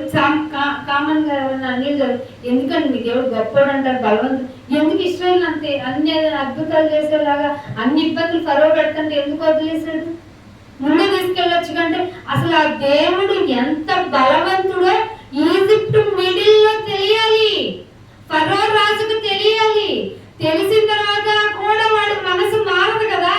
అక్కడికి వచ్చినాక నేను చూసుకుంటా, అందాక నా సాధనంగా కొంచెం సఫర్ అవ్వగా, ఇంత కూడా చేయలేవా నాకు, తగిన నా మీద నిందేస్తారా దేవుడా నువ్వు అన్యాయస్తుడవని. ఇది న్యాయం కాదు.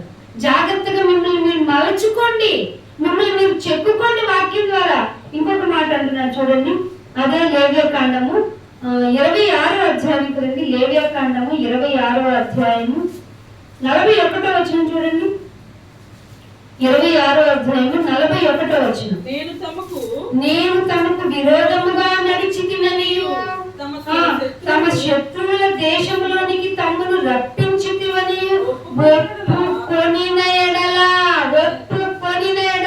మన దేవుడు మన దగ్గర నుంచి ఎదురు చూస్తుంది.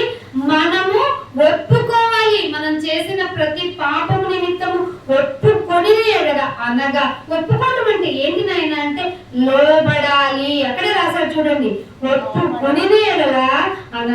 లోబడని తమ హృదయమును లొంగాలి. లోబడని తమ హృదయమును లొంగి తాము చేసిన దోషమునకు ప్రతిదండన అనుభవించాం నాయన.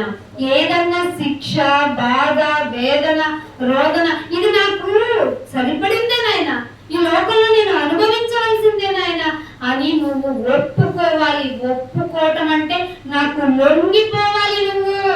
అది దేవుడు కోరుకుంటుంది. లోబడటం అంటే ఇది, ఒప్పుకోవడం అంటే ఇది. ఆయనకి మాత్రం సాష్టాంగ పడిపోయి నాయన నేను ఎంత చెడ్డవాడినంటే అనాలి, కానీ నేను ఎంత మంచివాడినో తెలుసా అని మాత్రం మన నోటి నుండి రాకూడదు. ఎందుకంటే మనము ఆయన ద్వారానే పవిత్రులమయ్యాం తప్ప మనలో ఏం పవిత్రత లేదు, అంత బలహీనం. అందుకని అదే లేవ్యాకాండము 10వ అధ్యాయం 3వ వచనం చూడండి. 10వ అధ్యాయము 3వ వచనం. అప్పుడు మోషే అహరోనుతో ఇట్లా నేను ఇది యెహోవా చెప్పిన మాట, ఇది యెహోవా చెప్పిన మాట, నా యొద్ద నుండి వారి యందు నేను నన్ను పరిశుద్ధపరచుకొందును, ప్రజలందరి ఎదుట నన్ను మహిమపరచుకుంటు. ఇదేంటంటే నేను పాట పడితే మహిమ అనుకున్నాను, ఒప్పుకోవటం వల్ల కాదా? పాట పాడితే అనుకున్నాను, ఇప్పుడు పాట పాడి దేవుణ్ణి మహిమపరిచినందుకు అంటే విన్నాను నాయన నేను. ఇప్పుడు ప్రార్థించి దేవుణ్ణి మహిమపరిచినందుకు అనుకున్నా నేను. నీవు మా యందు మా మధ్య మహిమ పరచబడాలంటే మేము ఒప్పుకోవాలా? ఒప్పుకోవటము అనగా లోబడాలా? తెలియనే లేదు నన్ను. మహిమపరచడం అంటే ఏదో నాకు తెలిసింది ప్రజల యందు గొప్పగా వాక్చాతుర్యతో చెప్పడం అనుకున్నానే. కాదు. పాట పాడటం ఎంత ఎంత ఈక్వలో అంతకు మించి మన ప్రవర్తన. మీరు ఇందాక ఫస్ట్ మాటలు గుర్తుపెట్టుకున్నారా? ప్రవర్తనను బట్టే స్వస్థపరిచేస్తానన్నానే. ప్రవర్తన ఇంపార్టెంట్ రా. ఒప్పుకోండి. మీరు నన్ను అన్యాస్తుడు అంటారేంట్రా మీరు అనడలేదు దేవుడు. అందుకే ఇంకొక మాట అదే ద్వితీయోపదేశకాండము 32వ అధ్యాయము, ద్వితీయోపదేశకాండము 32వ అధ్యాయానికి రండి. 34వ వచనం. 32వ అధ్యాయము 34వ వచనం చూడండి. ఇది నా యొద్ద మరుగుపడి ఉండలేదా? ఇది నా యొద్ద మరుగు అంటే అడుగునుందరనైనా నీది స్టార్టింగే అన్యాయత్వం, నీ స్టార్టింగే ఏంటి వ్యతిరేకత్వం, స్టార్టింగే నా మీద నిందేసినోడివి. ఇది మరుగున బడి ఉండలేదా? నా నిధులలో ముద్ర వేసి ఉండలేదా? వారు కాలు జారిన కాలమున జారుతారు కదా, కాలు జారుతారు కదా మీరు. పగ తీర్చుకుంటయు ప్రతిఫలం ఇచ్చుట నావే. వారి ఆపద్దినము చాలా దూరంగా ఉంది. దేవుడు ఇప్పుడే కొత్తాడు అనుకోకండి. వారి ఆపద్దినము చాలా సమీపంగా ఉంది. వారి గతి ఇంకా రాలేదన్నమాట. వారి గతి త్వరగా వచ్చును. వారికి ఏముంటదట? వారికి ఏ ఆధారంతో బతికేస్తున్నారని అన్నాను మాకు. వారికి ఆధారమే ఉండదు, ఏ ఆధారం ఉండదు. వారి గతి త్వరగా వస్తుంది. దేవుడి గురించి అనవసరమైన ఆలోచనలు, దేవుడి గురించి అనవసరమైన నిందలు వేస్తున్నాయి జనాంగానికి. తప్పకుండా ఏం చేస్తానంటున్నాడు?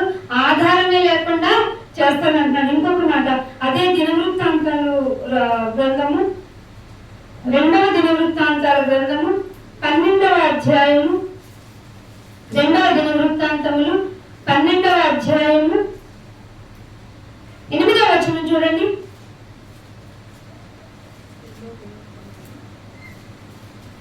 రెండో దినవృత్తాంతములు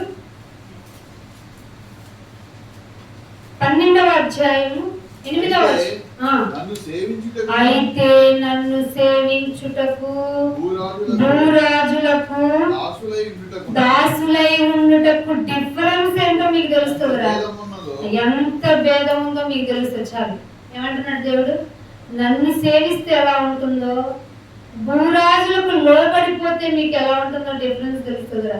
నన్ను సేవిస్తే ఆక్సిజన్ ఫ్రీ, నన్ను సేవిస్తే ఫుడ్ ఫ్రీ, నన్ను సేవిస్తే మీకు ఆరోగ్యం ఫ్రీ, నన్ను సేవిస్తే టోటల్ ఫ్రీ ఫ్రీ ఫ్రీ. కానీ మీరు కనుక మనుషులు సేవిస్తే జిఎస్టీ రూపంలో మిమ్మల్ని తినేస్తాను. కొబ్బరి బొండం కొనుక్కున్నారనుకోండి, నో జిఎస్టీ. కొబ్బరి బొండంలో నీళ్లు తాగారనుకోండి, 12% జిఎస్టీ. అదే ఆ కొబ్బరి బొండంలో లేత లేత కొబ్బరి బొండం స్లైసెస్ ఇవ్వనంటే 18% జిఎస్టీ. అర్థమవుతుందా? కొబ్బరి బొండం ఎవరిచ్చారయ్యా? దేవుడు ఇచ్చారు. ఫ్రీనా కాదా?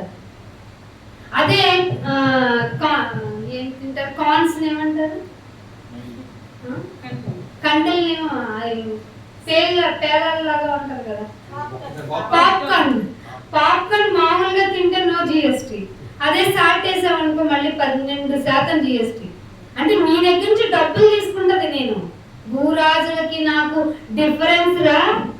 అదే క్యారమిల్ ఫ్లేవర్ తో నేను మొక్కజొన్నలు తిన్నాను అనుకో, అది హాల్కి వెళ్ళి ఎంజాయ్ చేస్తూ తిన్నాను, మళ్ళీ 18% జిఎస్టీ.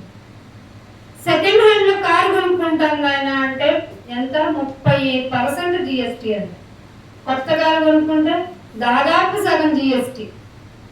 భూరాజులకి నన్ను సేవించడానికి డిఫరెన్స్. అసలు ఆహారము దోచుకోబడే యొక్క విధి విధానంలో 11% వచ్చేసామంటాం మనం. ఫుడ్ ఎక్కడ ఇది తీసుకోండి, అది ఇస్తావా దోచుకొని వెళ్ళిపోమంటావా అనే పరిస్థితికి 11% వచ్చేసిందంట ప్రపంచం మొత్తం. భూరాజులను సేవించుటకు నన్ను సేవించుటకు డిఫరెన్స్ తెలుసుకుంటా అంటున్నాడు దేవుడు. ఇంకేమన్నాడు తెలుసా? బుక్స్ కొనుక్కుంటే నో జిఎస్టీ. బుక్స్ ఏ స్టాల్, కానీ నోట్ బుక్ కొన్నారా చాలా జిఎస్టీ పడుతుంది. ఎంత పడుతుంది అంటే రాసుకొచ్చాను నేను 12%. దానికి కూడా ఇంట్లో రోటీ చేసుకుందానండి, బయటకు వచ్చారా మళ్ళీ 12%. రోటీ వద్దునైనా పరోటా అన్నావా 20% జిఎస్టీ. భూరాజులకి నాకు డిఫరెంట్. గోధుమలు ఎవరిచ్చారు ఇంతకి? భూమి ఎవరిచ్చారు ఇంతకి? ఫ్రీ కదా. ఇంకా జిఎస్టీ గురించి చెప్తే మీకు ఇంకా కోకోనట్ వాటర్ గురించి చెప్తాను కదా. శాలరీ కష్టపడి పొద్దున 9ంటికి వెళ్ళి తింటామో తినమో తెలియదు. 5 నిమిషాలు లేట్ అయిపోతే పంచ్ టైం అయిపోద్దేమో తినకుండా వెళ్తాం కదా. వెళ్ళి మళ్ళీ సాయంత్రం 5:30 కారు ఎక్స్ట్రా 2 hours చేయాలంటే చేయాలి. అక్కడ ప్రాబ్లమ్ సాల్వ్ అవ్వకపోతే ఇంకా 2-3 గంటలు స్పెండ్ చేయాలి. ఇలా అంటారు. వీళ్ళకి జిఎస్టీ ఎంతండి? మీకు మొత్తం శాలరీలో జిఎస్టీ 30%. 30% ఊరికి గవర్నమెంట్కి ఇవ్వాలి. అసలు ఇంతకీ ఆరోగ్యం ఇచ్చింది ఎవరు? అసలు ఈ భూమి మీదకి ఈ ఆకారాన్ని ఇచ్చింది ఎవరు? No GST. భూరాజులకి నాకు మధ్య డిఫరెన్స్ తెలుసుకుంటారా? నన్ను సేవిస్తే ఎలా ఉంటుందో, లోకపు యొక్క రాజుల్ని మీరు వర్షిపింగ్ చేసుకుంటే ఎలా ఉంటుందో పరిస్థితిని ఆలోచించుకోండి. మీరు నన్ను అన్యాయస్తుడంటారు ఇంకా. మీకు మీరు స్వార్థపు ఆలోచనలు పెట్టుకొని, మీకు మీరు డీవియేషన్స్ పెట్టుకొని, మీకు మీరు కట్టడలు పెట్టుకొని నన్ను అన్యాయస్తుడంటారండి మీరు. ఇంకొక మాట చూపిస్తాను చూడండి. 1వ రాజుల గ్రంథము 21వ అధ్యాయం 29వ వచనం. 1వ రాజుల గ్రంథము 21వ అధ్యాయం 29వ వచనం.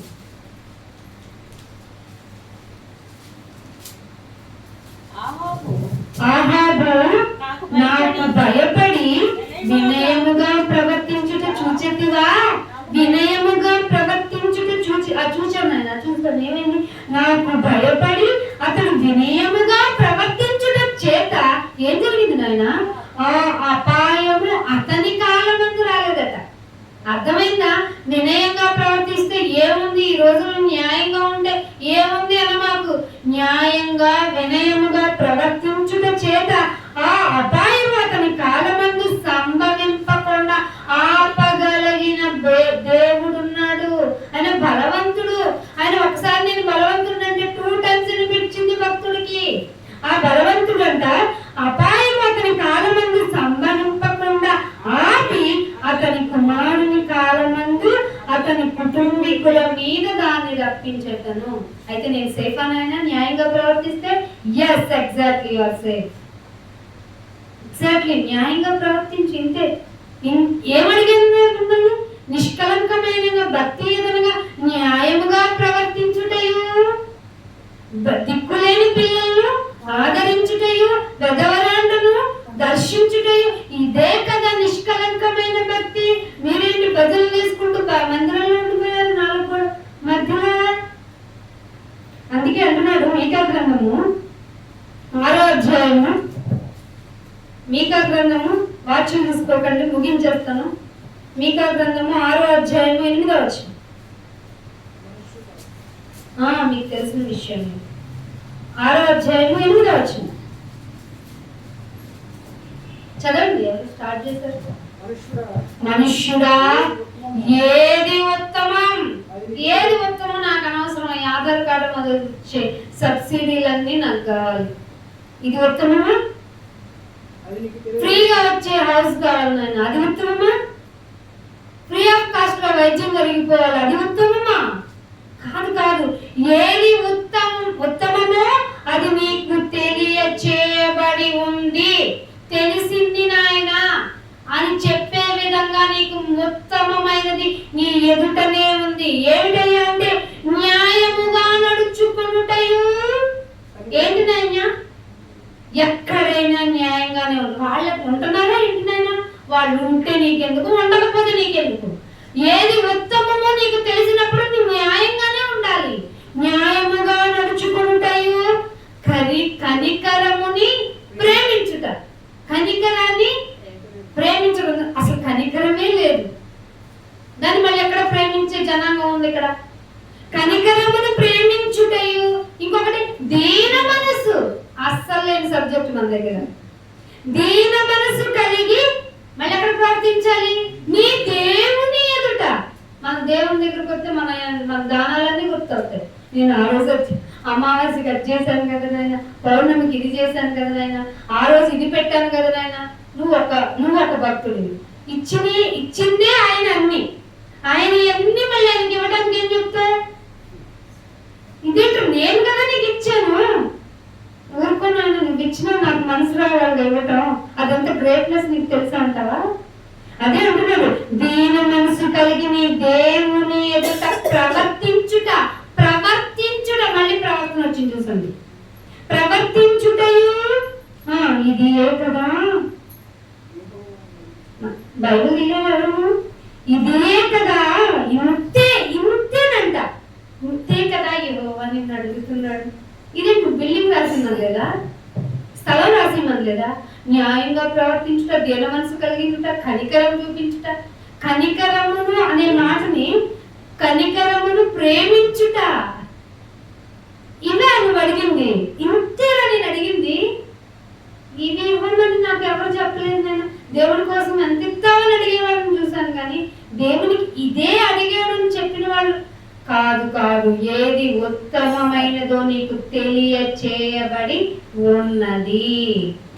ఇంకేం చెప్తావు మరి? తెలియలేదంటావా? నాకు తెలియలేదంటావా? అనటానికి వీలు లేదు. భూమి మీద ఉత్తమమైనది నీకే, నీ దగ్గరే, నీలోనే, నీకు సరౌండింగ్ లో మారు మోగే విధంగా దేవుడు ఉంచాడు. అందుకే ఇంకొక మాట చూపిస్తాను. యాకోబు రాసిన పత్రిక 4వ అధ్యాయం. యాకోబు రాసిన పత్రిక 4వ అధ్యాయము 10వ వచనం. 4వ అధ్యాయం 10వ వచనం. ప్రభు దృష్టికి మాకేమైనా మనుషుల ఎదురు తగ్గించుకోవడం తెలుసు, కానీ మనుషుల ఎదుట ఎంత తగ్గించుకొని అబ్బబ్బబ్బబ్బా వాళ్ళ భక్తి చూపిస్తారండి. మన భక్తికి మన వేళను మనం వచ్చేంతగా ఏం తగ్గించి చూపిస్తారు మనుషుల ఎదుట. కానీ దేవుడు ఏమంటున్నాడు? ప్రభు దృష్టి ప్రకారంగా ఆలోచిస్తే మీరు తగ్గిన వారే కనపడాలి, అది బయటికి కనపడదు. అర్థమవుతుందా మీకు? అది అస్సలు కనపడదు బయటికి. ప్రభు దృష్టికి మిమ్మల్ని మీరు తగ్గించుకోండి, అప్పుడేంటి ప్రాఫిట్? అప్పుడు ఆయన మిమ్మల్ని హెచ్చించును. ఆయనకి ఇస్తారా? అందుకే 1వ పేతురు రాసిన పత్రిక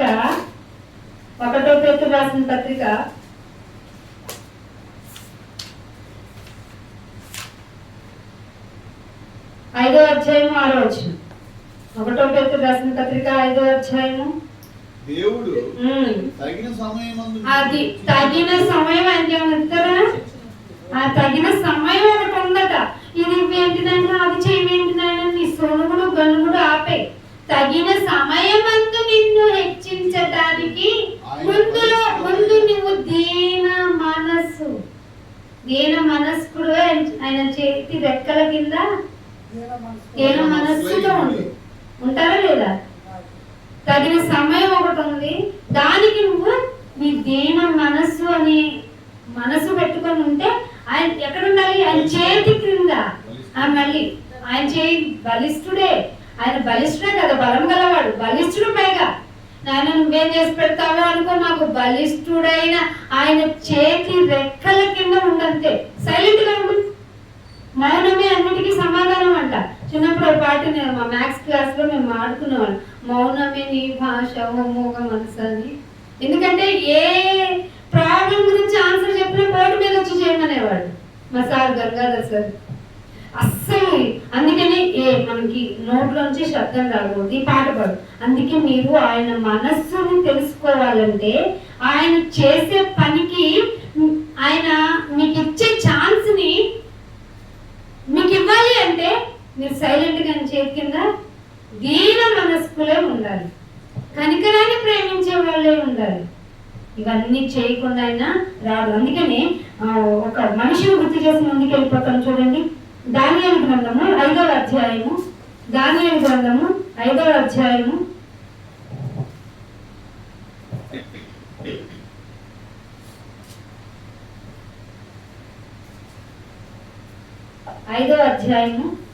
21వ వచనం.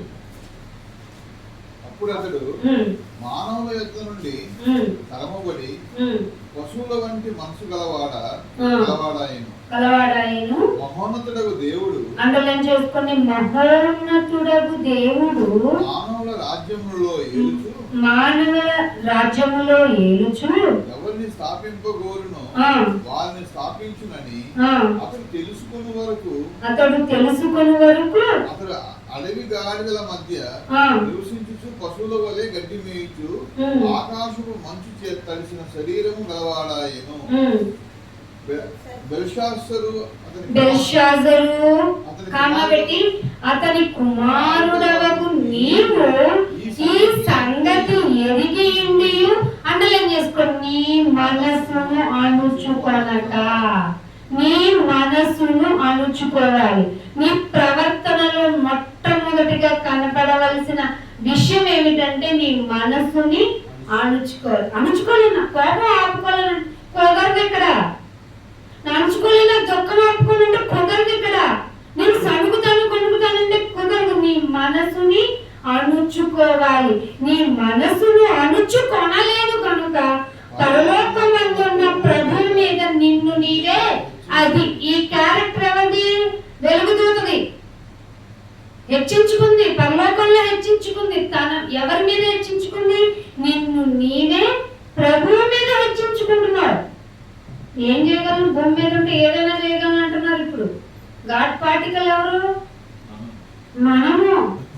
తరతరముల నుంచి నివాస స్థలమైన ఆయన నుండి విడిపోయి వచ్చిన కణములము మనం. నీలో నువ్వు ఎత్తుక్కోకుండా where is the god particle అంటే అక్కడికక్కడికో ఎత్తుకుపోతున్నావేంటి? అస్సలు కుదరదు.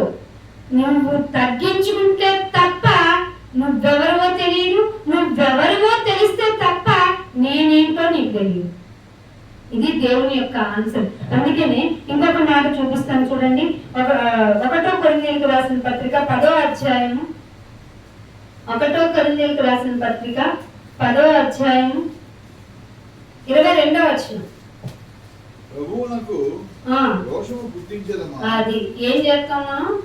ఆయన అసలే నేను రోషము గల దేవుణ్ణి డిక్లరేషన్ ఇచ్చుకున్నా. మనం చేసే పనులు ఎట్టున్నాయా అంటే ప్రభువుని రోషం తెప్పించే విధంగా ఉన్నామట. ఏమంటున్నాను? తర్వాత ఆయన కంటే మనం ఏమన్నా ఒక్కసారి కనుక ఊపిరిని ఆయన శ్వాస నుంచి తీసుకుంటే శరీరులందరూ ఒక్కసారి తీసి చూపించాడు. కరోనా రూపంలో చూపించాడా లేదా? అంటే ఆయన సెలవులు ఆయన చెయ్యడండి, ఆయన అంత సైకోయిక్ క్యారెక్టర్ కాదు. నా గురించి తెలుసుకుంటారా లేదా అని చిన్న ఎగ్జాంపుల్ ఇస్తున్న గడగడ వణికిపోయి ఎవరిలో వాళ్ళు ఈ జోను ఆ జోను, నేను ఏ జోను కాదు, ఎవరిని ముట్టుకోనంటూ బతికేసాం. శరీరులు అందరూ ఒకేసారి కూలిపోతారని చెప్పాడు ప్రసంగిలో. శ్వాస నిశ్వాసములను తిరిగి తీసుకొనిన ఎడల శరీరులందరూ ఒకేసారి నిర్మూలమైపోయే. ఆఫ్టర్ ఆల్ కాలం కదా మనం, ఆఫ్టర్ ఆల్ మనం మట్టి ఇలా తీసేస్తే ఊపిరి ఆ శరీరం చెయ్యి ఎవరన్నా చూస్తే ఏంటి అని కాలు రగరేసే చెయ్యి ఊపిరి పోయిందనుకో ఎటేసినా పోదు, ఇటెత్తి ఇటుంటది ఇటెత్తి అట్టుంటది. నువ్వేమన్నా చేయ శరీరంలో ఏమీ మాట్లాడదు. ఆఫ్టర్ ఆల్ అయినా మనము ఆ రోషంగల్లో దేవుణ్ణా మనం ఎదుర్కొనేది అవుతుందా? ఏమి ఎన్ని చెప్పినా మనిషి మాటలు ఎలా ఉన్నాడో చెప్తున్నాడు చూడండి. ఇర్మియా గ్రంథము 44వ అధ్యాయము లాస్ట్ వచనం చూపించి ముగించేస్తాను. ఇర్మియా గ్రంథము 44వ అధ్యాయము 10వ వచనం చూడండి. ఇర్మియా గ్రంథము 4వ అధ్యాయము 44వ అధ్యాయము 10వ వచనం. 10వ వచనం. నేటి వరకు వారు దీన మనస్సుని ధరించటం లేదు. దీన మనసు అంటే నాయన మా కోసమా అని ఏడుపు రాటల్లా వాక్యం ఏంటంటే ఈ రోజుల్లో భయం వస్తుందా? విశ్వాసులు బోధకుల కంటే ఎక్కువ వినేస్తున్నారు. ఒక్కరి దగ్గర ఉంటారో ఎంతమంది దగ్గర ఉంటారో వాక్యం రెఫరెన్స్ ముందే చెప్పేస్తారు. కానీ వాక్య ప్రకారము నడుచుకునేటువంటి దీన మనస్సు వాళ్ళు ధరించుకోవటం లేదు. భయము కూడా వాళ్ళకి రావటం లేదు. నేను మీకును మీ పితరులకు నియమించిన ధర్మశాస్త్రమునైనను కట్టడనైనను అనుసరించటం లేదు. ఎట్లా ఉన్నారంట మనుషులంతా? దీన మనసు లేదు, కనికరం లేదు, ప్రేమ లేదు. అసలు నేను మీ పెద్దోళ్ళకి ఇచ్చిన వాళ్ళే లేదండి, మీరు అంతకన్నా వినట్లేదేంట్రా, మారటం లేదేంటి? అయితే ఒక మాట చూపించేస్తాను. 1వ రాజుల గ్రంథము 1వ రాజుల గ్రంథం అంటున్నాను లాస్ట్ మాట. యెషయా గ్రంథము 40వ అధ్యాయం 4వ వచనం. యెషయా గ్రంథము ప్రతి లోయను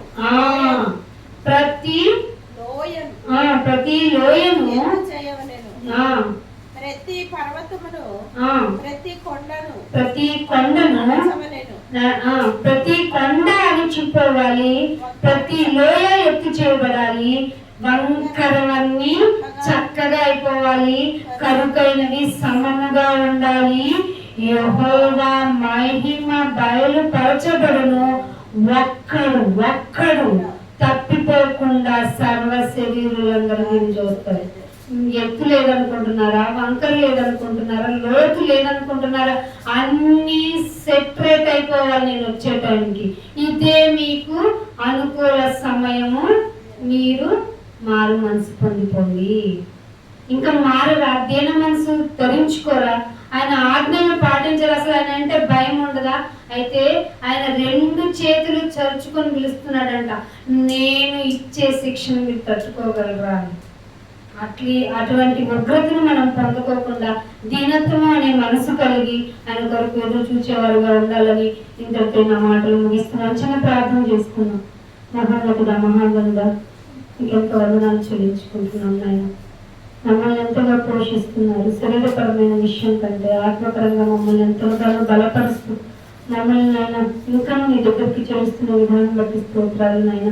నువ్వు ఈ బిడ్డలకి నీ మాటలు పంచి ఉన్నాము నాయన. ఎవరికి ఏ విధమైన మాటనైనా ఏ విధంగా అవసరమో నీకు తెలుసు కనుక ఎత్తబడిన దాన్ని ఎత్తుకుని పోయేవారు ఉంటారు కనుక నైనా మేము జాగ్రత్త కలిగి ఎత్తబడిన దాన్ని మా హృదయంలో నాటుకొని నూరంతలుగా ఫలించేవారు మమ్మల్ని సిద్ధపరచండి. బలంలోకి వెళ్తున్న మేము నీ చిత్తానుసారంగా ప్రవర్తించే విధంగా ఉత్తమమైనది ఏదో మాకు ముందే చేయబడింది కనుక ఇక నుంచి అయినా మా ప్రవర్తనలో మమ్మల్ని మేము మార్పులు చేసుకుంటూ నీకు మరింత దగ్గరైన ఆయన పరలోకాన్ని స్వతంత్రించుకునే బిడ్డలుగా మమ్మల్ని సిద్ధపరచమని యేసుక్రీస్తు వాళ్ళకి పరిశుద్ధమైన నామమున ఈ ప్రార్థన అడిగి వేడుకుంటున్నాము పరమ తండ్రి. ఆమేన్. అందరికీ వందనాలండి. Thank you. వాళ్ళకి గాడ్ బ్లెస్ యు.